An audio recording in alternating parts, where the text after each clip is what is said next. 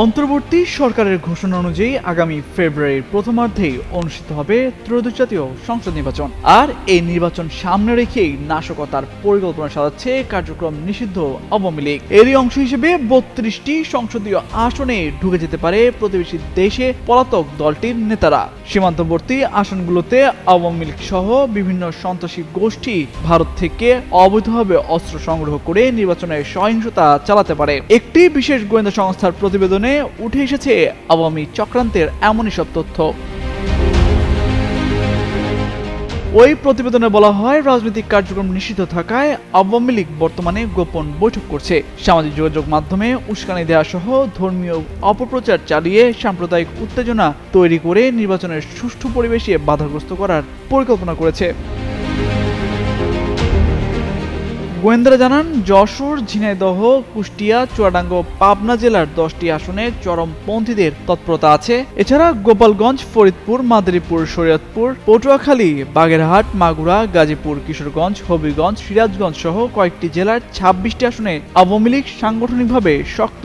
এক্ষেত্রে ওইসব এলাকা সহ সারা দেশের নির্বাচনে অংশগ্রহণকারী অন্যান্য দলের প্রার্থী ও কর্মী সমর্থকদের উপর হামলার ঘটনা ঘটাতে পারেন তারা। পাশাপাশি ভোটারদের কেন্দ্রে যেতে বাধা দেওয়া, ভয়ভীতি দেখানো এবং নির্বাচনের সুষ্ঠু পরিবেশ বাধাগ্রস্ত করার অপচেষ্টা চালানো হতে পারে।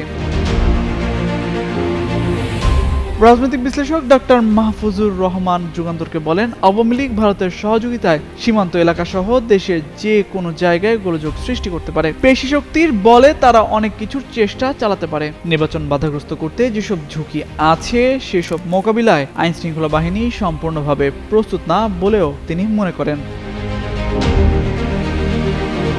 এ বিষয়ে জানতে রাজনৈতিক বিশ্লেষক ও জাহাঙ্গীরনগর বিশ্ববিদ্যালয়ের সাবেক শিক্ষক অধ্যাপক দিলারা চৌধুরী যুগান্তরকে বলেন, সুষ্ঠু নির্বাচনের অন্যতম বাধা হলো রাজনৈতিক দলগুলোর অন্তর্কোন্দল। সুষ্ঠু নির্বাচনের জন্য যেসব ঝুঁকি আছে সেগুলো মোকাবিলার জন্য নির্বাচন কমিশন প্রস্তুত নয়। এছাড়া নির্বাচনকালে সীমান্ত দিয়ে আওয়ামী লীগের পলাতক নেতাদের ঢুকে পড়ার যে আশঙ্কা আছে তা মোকাবিলারও কোনো প্রস্তুতি দেখছেন না তিনি।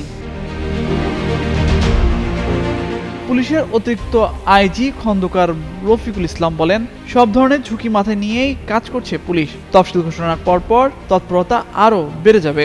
অবৈধ অস্ত্র উদ্ধার অভিযান জোরদার করা হবে। নির্বাচনকালীন দেশের আইন শৃঙ্খলা পরিস্থিতি স্বাভাবিক রাখতে পুলিশ সম্পূর্ণভাবে প্রস্তুত বলে জানান তিনি। তামজিদ মির্জা, যুগান্তর নিউজ।